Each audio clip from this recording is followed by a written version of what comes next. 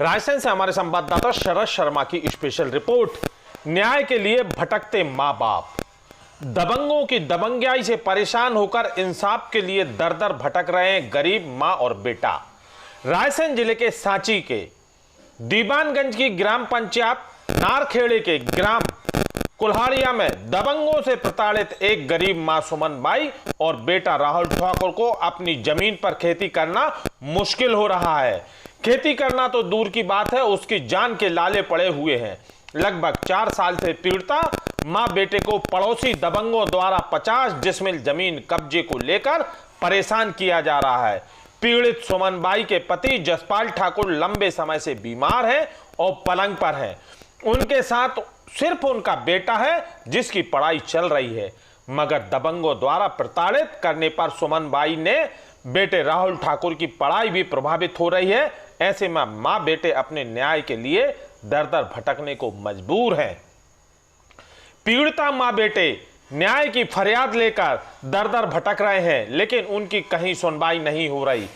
पीड़ित ने पुलिस अधीक्षक कलेक्टर को प्रार्थना पत्र भेजकर न्याय की गुहार लगाई और यह दोनों मां बेटे कई बार रायसेन कलेक्ट्रेट जाकर कलेक्टर उमाशंकर भार्गव से मिलना चाहते थे, लेकिन उनको बाहर से ही कोरोना वायरस के कारण मिलने से रोक दिया गया है। हम आपको बता दें कि पीड़िता मां बेटे की उस जमीन पर 80 वर्ष पुराना कब्जा है। इसके बावजूद भी दबंग पड़ोसी द्वारा पिछले 4 साल से पीड़ित को परेशान किया जा रहा है। पीड़ित ने अपने जमीन से सीमांकन के लिए भी आवेदन दिया है और जिम्मेदार अधिकारियों के सरकारी नक्शे को ही बदल दिया और पीड़िता मां बेटे और उनकी जमीन से वंचित कर दिया। जब सिविल इंजीनियरिंग की पढ़ाई कर रहे बेटे ने गूगल मैप के द्वारा अपने मकान और जमीन को नक्शे से निकाला तो सीमांकन के लिए फिर से आवेदन किया, तो दबंगों द्वारा सीमांकन ना होने पर अड़ंगा लगाया जा रहा है। और अब यह देखना है कि आगामी 19 जून 2020 को प्रशासन निष्पक्ष रूप से सीमांकन करता है या दबंगों के सामने घुटने टेक कर सीमांकन की तारीख को आगे बढ़ाता है या टालता है। 19 तारीख को ही पता चलेगा।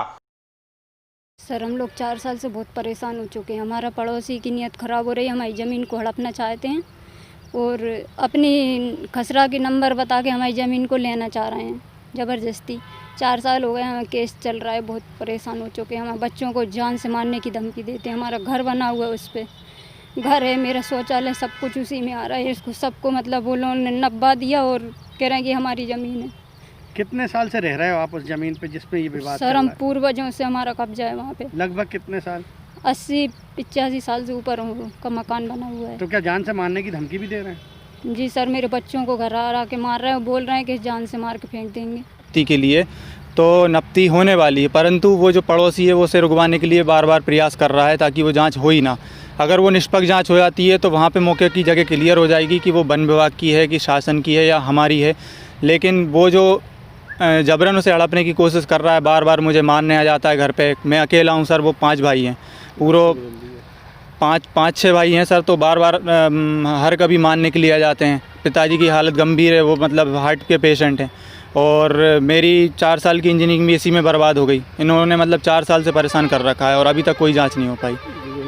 अभी आप सागर बीना से हमारे संवाददाता सुधीर द्विवेदी जी की रिपोर्ट। गौमांस। सागर जिले के बीना शहर के रामबाड़ में गौमांस की तस्करी करते हुए 8 आरोपियों को पुलिस ने किया गिरफ्तार। मामला दर्ज, जांच शुरू कर दी है। बीना के रामबाड़ में रहने वाले नजीर रमजानी, सोफिया गौस मोहम्मद गौमांस की तस्करी कर रहे थे। आज बीना पुलिस ने 5 आरोपियों और 3 पुरुषों को 5 महिलाएं और 3 पुरुषों को गिरफ्तार कर मामला दर्ज कर जांच शुरू कर दी है। सागर से हमारे संवाददाता सुधीर द्विवेदी की रिपोर्ट। गाय के बछड़े गाय की काटने की सूचना दी, इस पर से स्टाफ को रवाना किया। स्टाफ ने जाके जो फॉर्मेलिटी करके उनको दबिश दी। दबिश पे वहाँ से 8 लोग, 5 महिलाएं, 3 पुरुष गिरफ्तार हुए, जिनसे करीब 38 किलो गौमांस, सींग, खुर, उनकी चमड़ी, ये सब जब्त हुई है। जिस पे 8 को मुलजिम बनाया गया है और गो कसी अधिनियम के तहत 4-5 दिनों के अंदर कार्रवाई की है।